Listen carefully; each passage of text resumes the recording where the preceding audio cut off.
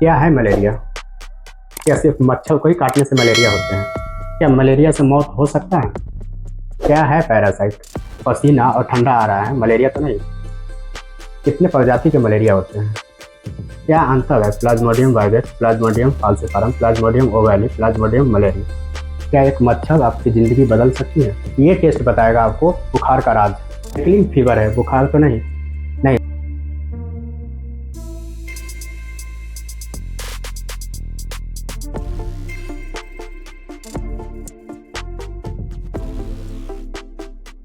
Welcome to our channel. आज का जो टॉपिक है वो है फीवर, बुखार। बुखार दो तरह से आते हैं अपने शरीर में। एक है जो बुखार सर्दी खांसी के साथ आएगा, कॉन्स्टिपेशन के साथ आएगा, बदन दर्द के साथ आएगा। दूसरा है कि बुखार सिर्फ बुखार रहेगा, ठीक है, और वहाँ पे एंटीबायोटिक का कोई असर नहीं करता है, सिर्फ बुखार में। तो उस कंडीशन में कुछ गंभीर बीमारी का होने का चांस रहता है, जैसे कैंसर वगैरह हो गया, ट्यूमर सब, उस सब केस में ज़्यादातर सिर्फ बुखार आएगा, या तो जिस चीज़ का कैंसर लगा उस चीज़ में दर्द करेगा, ठीक है। दूसरा हो गया कि बुखार आएगा, उसके साथ में सर्दी खांसी आएगा, कॉन्स्टिपेशन आएगा, बदन दर्द करेगा, ऐसा लक्षण सब दिखता है। तो इस केस में क्या है कि बैक्टीरियल भी हो सकता है, वायरल भी हो सकता है, पैरासाइटिक भी हो सकता है। तो बैक्टीरियल फीवर में क्या होता है कि आज बॉडी का टेम्परेचर थोड़ा बढ़ेगा, कल उससे थोड़ा और बढ़ेगा, परसों उससे भी थोड़ा और बढ़ेगा। इसके बाद 3 से 4 दिन में, 4 दिन बाद ना कंटिन्यू 102, 103 कंटिन्यू रह जाएगा। इसके बाद वो डाउन नहीं होगा। तो उस केस में बैक्टीरियल इन्फेक्शन होने का चांस होता है, जैसे में टाइफाइड वगैरह सब हो गया। और वायरल फीवर हो गया। तो वायरल फीवर में क्या है कि एक ही दिन में अचानक जो होता है ना कि सीधा बॉडी का टेम्परेचर 102, 103 हो गया एक ही दिन में, और ये 102, 103 हो गया, सारा लक्षण दिखना स्टार्ट हो जाता है एक ही दिन में अचानक। उस केस में वायरल होने का चांस रहते हैं फीवर। पैरासाइटिक में क्या आता है कि जैसे मान लीजिए किसी भी तरह का पैरासाइट बॉडी में एंटर किया, इसके बाद वो कई महीनों, कई सप्ताह लग जाता है उसके लक्षण आने में, ठीक है। और ये जो उसका प्लाज्मोडियम के लाइफ साइकिल के अकॉर्डिंग लक्षण दिखता है। कभी 4 घंटा के लिए दिखेगा, सभी में बुखार रहेगा। कभी रात को 2 बजे से लेकर 8 बजे के बीच में बुखार रहेगा। मतलब प्लाज्मोडियम के लाइफ साइकिल के हिसाब से बुखार आते हैं। एग्जाम्पल के तौर पे बोल सकते हैं मलेरिया या फिलेरिया सब। चलिए, तो पहला टॉपिक स्टार्ट करते हैं मलेरिया का, ठीक है। तो मलेरिया जो होता है वो मच्छर को काटने से होता है। मच्छर का नाम होता है फीमेल एनाफिलिस। मच्छर जो है वो अपने बॉडी पे काटा, इसके बाद पैरासाइट को बॉडी में इंजेक्ट कर दिया। वो पैरासाइट अपने ब्लड सेल में जाएगा और जो आरबीसी होते हैं उसके अंदर में छेद करके घुसेगा, उस आरबीसी को पूरी तरह से खोखला कर देगा। इसके बाद उसको तोड़कर बाहर निकलेगा। सब पैरासाइट सेम करेगा, और ये प्लेटलेट छोटा साइज में होता है तो उसको कैसे ही निकल जाता है। और यही रीज़न है कि जब पैरासाइट मलेरिया माइक्रोस्कोपिक जब करते हैं तो जो प्लाज्मोडियम दिखते हैं वो माइक्रोस्कोपिक में आरबीसी जो सेल होते हैं उसके अंदर में रिंग शेप में दिखते हैं ज़्यादातर। और ये जो प्लाज्मोडियम पैरासाइट, ये मलेरिया का जो बेसिक स्पेसीज अपने इंडिया में पाया जाता है वो 4 टाइप के पाए जाते हैं। एक होता है प्लाज्मोडियम वाइवेक्स, एक होता है प्लाज्मोडियम फाल्सिपारम, एक होता है प्लाज्मोडियम वाइवेक्स ओवैली, और एक होता है प्लाज्मोडियम मलेरी।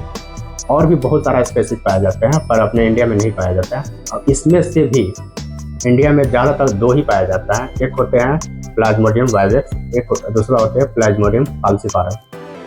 मलेरिया पॉजिटिव में जो लक्षण देखने को मिलते हैं वो होते हैं कि फीवर आएगा, वोमिटिंग आएगा, हेडेक रहेगा, येलो स्किन हो जाएगा, एनीमिया हो जाएगा, ब्लड कमी हो जाता है, मसल्स पेन होते हैं, इसके बाद पेट में दर्द होते हैं, रात को पसीना आते हैं, डायरिया हो गया, नौसी हो गया, वोमिटिंग हो गया, या हेडेक हो गया, या हाई हार्ट रेट हो जाते हैं। इसके बाद मेंटल कन्फ्यूजन होने लगते हैं।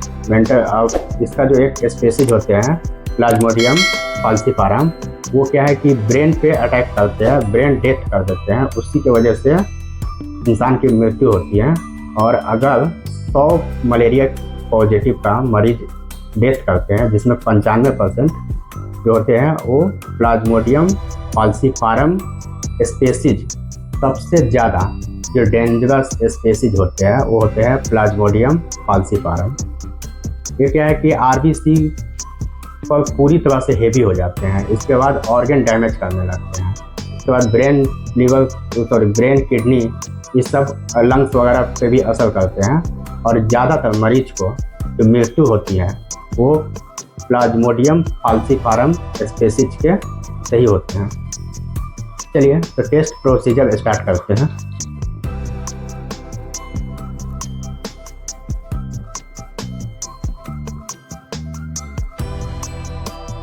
टेस्ट के लिए जो हम लोग वायल यूज करते हैं वो होता है पर्पल कलर का EDTA सॉल्यूशन डाला हुआ वायल होता है, ठीक है।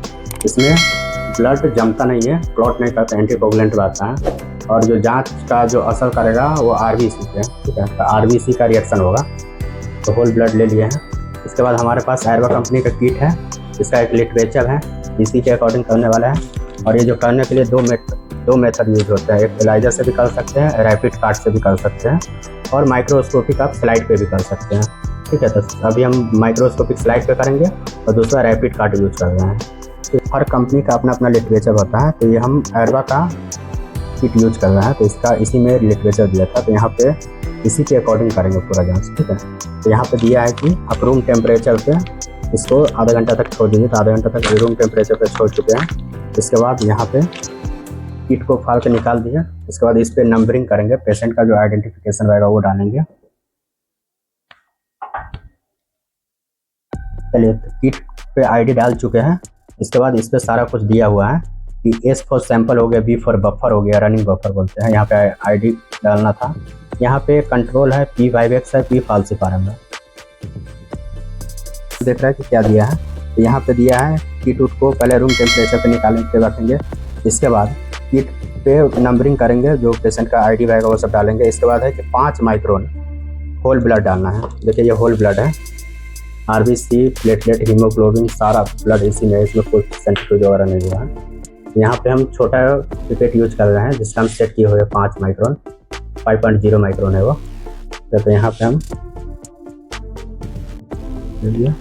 और यहाँ पे देखिए यहाँ पे S4 सैंपल है, ठीक है। तो यहाँ पे प्रेस करके डाल दिए और उसके जस्ट पीछे यहाँ पे बफर है, रनिंग बफर बोलते हैं, ये आगे की ओर पुश करेगा ये। और इसको एंटीजन टेस्ट बोलते हैं, रैपिड टेस्ट भी बोलते हैं, इसको एंटीजन भी बोलते हैं, क्योंकि एंटीजन को डिटेक्ट करेगा। यहाँ पे जो P5X है या P फाल्सिपारम है, तो इसका जो लाइनिंग रहेगा ना उस पर बीमारी का इस पे किट में एंटीबॉडी रहेगा, और जो अपने शरीर में बीमारी के साथ आता है वो एंटीजन होता है, ठीक है। तो अगर ये पॉजिटिव रहा, ठीक है, इसका एंटीबॉडी डाला हुआ है, तो अगर ये पॉजिटिव रहा तो एंटीजन उसमें जाएगा तो चिपक जाएगा, वो लाइनिंग आ जाएगा। अगर वो निगेटिव रहा तो रिएक्शन होगा ही नहीं, तो कंट्रोल में रहेगा, निगेटिव रहेगा। ऐसे आधे घंटे बाद फिर से मिलते हैं। एंटीजन डाल दिए हैं रैपिड कार्ड में। और इसके बाद हम दूसरा माइक्रोस्कोपी करेंगे पैरासाइट देखने के लिए, ठीक है।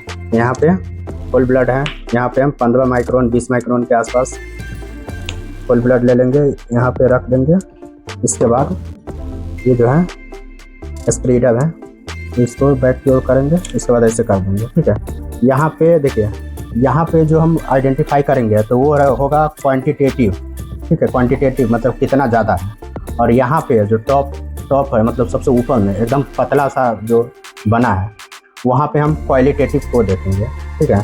क्वालिटेटिव मतलब इसमें कितना स्पेसीज होता है, जैसे फाल्सिपारम अलग दिखेगा, मलेरिया अलग दिखेगा, ओवैली अलग दिखेगा, इसके बाद वाइवेक्स अलग दिखेगा, ठीक है। तो मतलब सीधे समझिए, स्पेसीज पहचानने के लिए हम पतला स्लाइड में देखेंगे, कितना ज़्यादा क्वांटिटी है वो देखने के लिए हम मोटा में देखेंगे। तो इसको बन गया है, तो इसको हम ड्राई होने के लिए 10 मिनट के लिए पहले रखेंगे। इसके बाद ड्राई हो जाएगा तो इसको हम स्टेन करेंगे, ठीक है। RBC को जब स्टेन करेंगे तो RBC का जो अंदर का है वो चीज़ दिखेगा, ठीक है। तो RBC के अंदर में अधिकतर पैरासाइट दिखता है, तो मलेरिया का होता है। चलिए तो ड्राई हो गया था, तो अभी हम स्टेन करने के लिए लिस्मेन स्टेन यूज़ कर रहे हैं, ठीक है।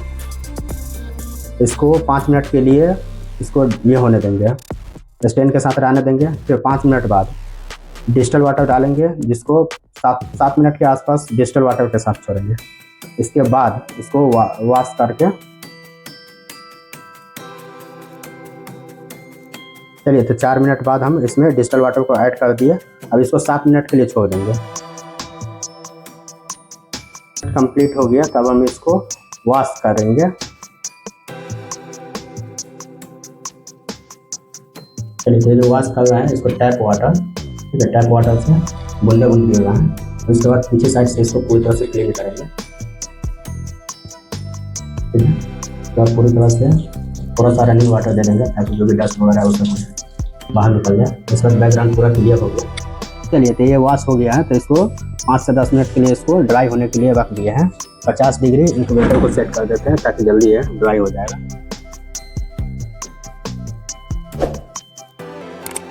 चलिए, तो ड्राई हो चुका है। तो ड्राई होने के बाद स्लाइड ऐसा दिख रहा है। ठीक है, अब हम इसको माइक्रोस्कोप पे